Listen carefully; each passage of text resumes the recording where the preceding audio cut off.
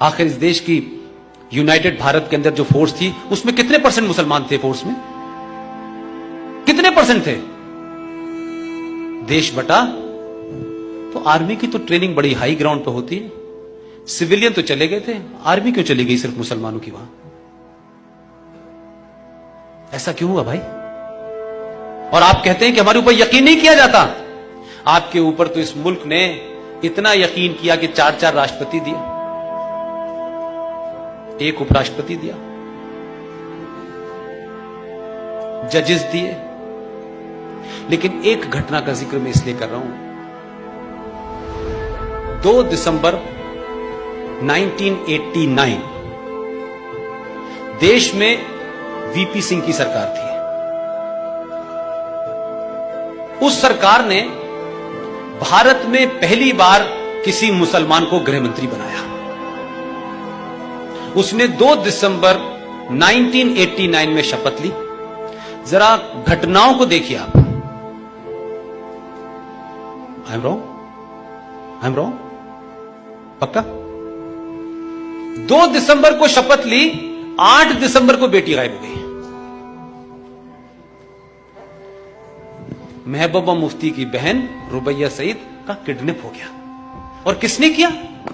JKLF ने, जिसका chief अब दिल्ली के एक हॉस्पिटल में है। 2 दिसंबर में शपथ और 8 दिसंबर को किडनैप और 10 दिन बाद छूट गई। 4 बड़े आतंकवादियों को अंतर्राष्ट्रीय तो उनको छोड़ दिया।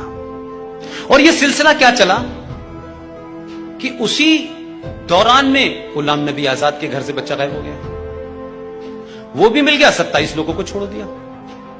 फिर एक और कांग्रेसी थे सेकुलर, जिन्होंने अटल जी की सरकार में वोट नहीं दिया था।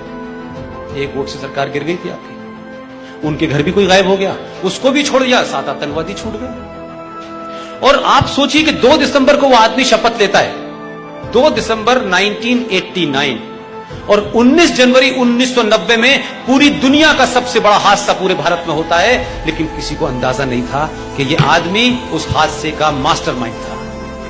19 जनवरी 1990 को कश्मीर से 5 लाख कश्मीरी हिंदू पंडितों को रेप और मर्डर करके भागने पे मजबूर कर दिया गया, इसी गृह मंत्री से। कोई अखबार उठा के देख लीजिए, वर्नाकुलर मीडिया का भी देख लीजिए, और टेलीविजन को भी देख लीजिए, और अंग्रेजी अखबारों को भी देख लीजिए, किसी ने इसके बारे में लिखा हो।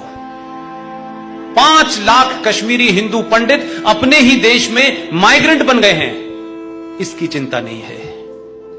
लेकिन क्या हमारे देश की ट्रेजेडी है? रोहिंग्या मुसलमानों के लिए उस वक्त मैं जयपुर में था, एक जुलूस निकला, लाठी चार्ज हुआ।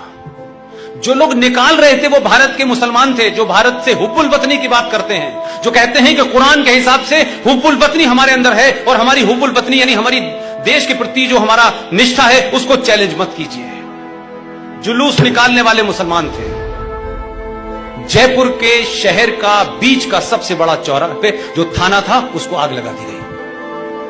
उनके लिए पूरे हिंदुस्तान में मुझे कोई एक जुलूस, एक धरना बता दें जिसमें हिंदुस्तान के मुसलमानों ने कहा हो कि 5 लाख कश्मीरी हिंदू पंडितों को उनके अपने ही देश में और उसी राज्य का गृह मंत्री हो, और उनको धर्म की वजह से निकाला गया, उनकी आइडेंटिटी की वजह से निकाला गया।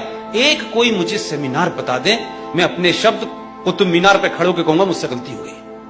एक नहीं हुआ, एक कहीं मैंने गंगा जमुना तहजीब नजर नहीं आई, कहीं भाईचारा नहीं। झूठ और मक्कारी के लिए भी किसी ने कोई धरना प्रदर्शन नहीं किया भाई साहब। लेकिन क्या हो रहा है रोहिंग्या के लिए? जिस जम्मू कश्मीर में आर्टिकल 35 होने के कारण जम्मू कश्मीर में भारत का नागरिक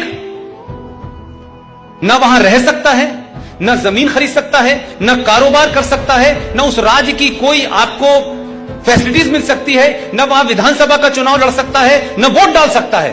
उस जम्मू कश्मीर में 2008 से लेकर 2019 तक 98,000 मुसलमान बर्मा से जो आए थे, उनके पास आधार कार्ड भी है, उनके पास राशन कार्ड भी है। यह खतरा है इस देश के लिए, यह खतरे महत्वपूर्ण है। क्या आपको पता ही नहीं चल रहा कि धीरे धीरे हो क्या गया? हम कहां खड़े थे जब हमने देखा तो इतनी भीड़ है कि अब हम कोशिश कर रहे हैं कि अब इनको एडजस्ट कर लें। तो आप तो 700 साल से एडजस्ट ही कर रहे थे भाई साहब। 700 साल पहले भी आपने इसी आदर्शवाद के चलते ये हालत हो गई कि आप जैसे को चंद गुंडे आए थे, कोई करोड़ों की फौज नहीं आई थी, उन्होंने गुलाम बना के रखा। 700 साल तक आपकी नस्लें दर नस्लें बिगड़ गई, किसी ने सवाल नहीं पूछा। अभी तो 70 साल की कहानी है, हमने 70 साल में भी कुछ नहीं सीखा।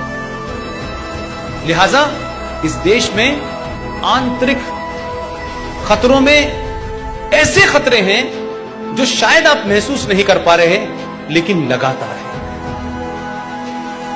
इस देश में इंटेलेक्चुअल